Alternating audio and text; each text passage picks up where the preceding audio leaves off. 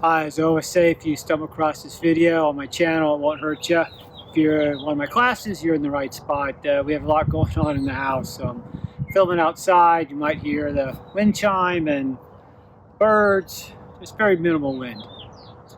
This is about cognitive function and exercise. And I have a handful of points to make that I want to make hopefully super clear. Number one, as with our assignment when you read it, and I've said it before, if you have bad genes, exercise won't solve bad genes. I can run, I can be active, and I can end up getting dementia. I can end up getting Alzheimer's. On our homepage from the Exercises Medicine group, it says that exercise reduces mortality from things like breast cancer, heart problems, and it also reduces chances of getting Alzheimer's. So it does help. How does it help? How does this all work?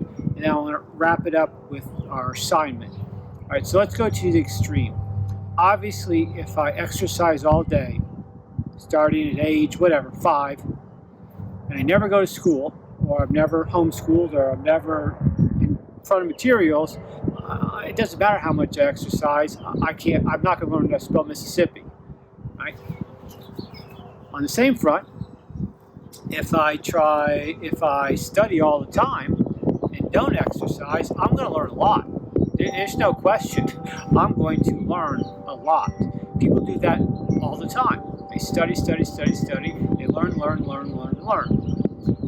The point is that exercise, again, makes all of us better. We all somehow become better, minus if we just have a bad gene. If we have a bad gene, we can't overcome it, but until that moment that gene shows itself, things go better than without exercise. Right? And so in schools, I'm a huge proponent of recess, physical education, sport clubs, sport teams. I'm a huge proponent. But again, if that's all I ever did and I never read, then I won't learn to read. Right? So the schools, there's no real relationship across thousands and thousands of studies of physical activity and learning, because I still have to learn how to spell Mississippi. Right? That's not an MISS.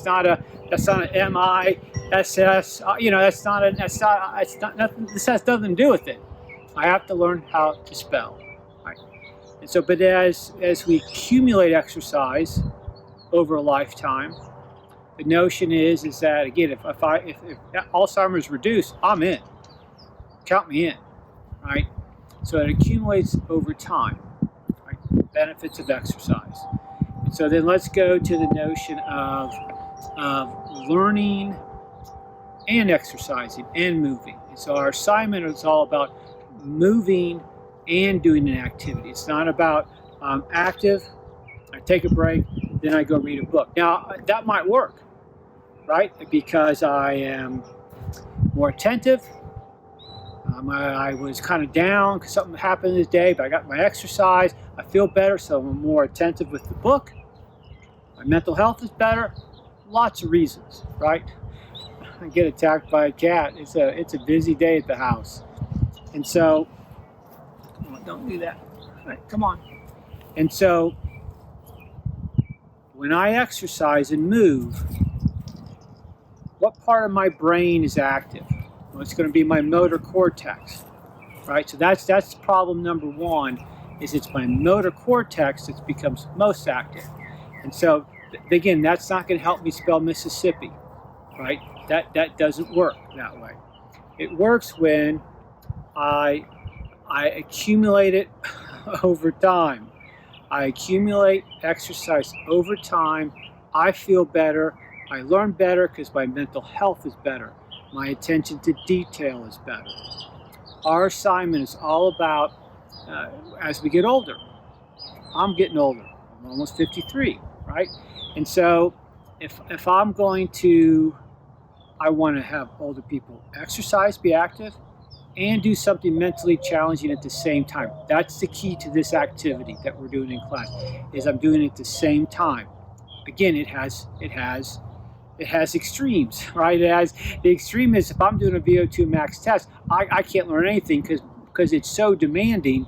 I can't focus on any activity besides keeping my feet moving and not falling off the treadmill, right? And then the other extreme, which isn't an extreme, I write in the assignment, it's extreme. Not everybody swims. People go right to water aerobics, and I don't know, water aerobics. But most people don't swim, so let's not go right to water aerobics, right? My mom said it 30 years ago when I started in this field.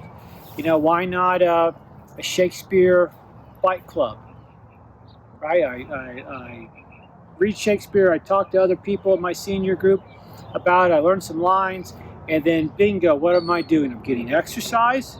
Yeah, I am stimulating my motor cortex, right? But once I start talking, once I start learning, then I'm activating the gray matter, right? Not until I do something that activates the gray matter more than it does my motor cortex. Exercise is always the answer. It is truly the answer. I don't want any of the activities, this section, to be confused. And I think somehow, if I just play sports all day, that somehow, again, I'm going to learn to spell Mississippi out of nowhere. It doesn't happen that way. If I study, I learn. If I engage in activity, I stimulate my motor cortex. If I engage in activity and do something that's learning, then somehow it all lights up, right? It all lights up, especially if I eliminate barriers. So again, what are some barriers? Well, my mental health is a barrier. I'm not going to learn if I'm depressed.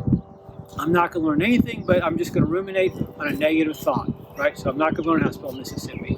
I'm going to learn about my negative thoughts, right? Be creative in the assignment. Give it a read. Let's get at it. My cat, it's busy. It's busy at Lockbaum household. Lots going on.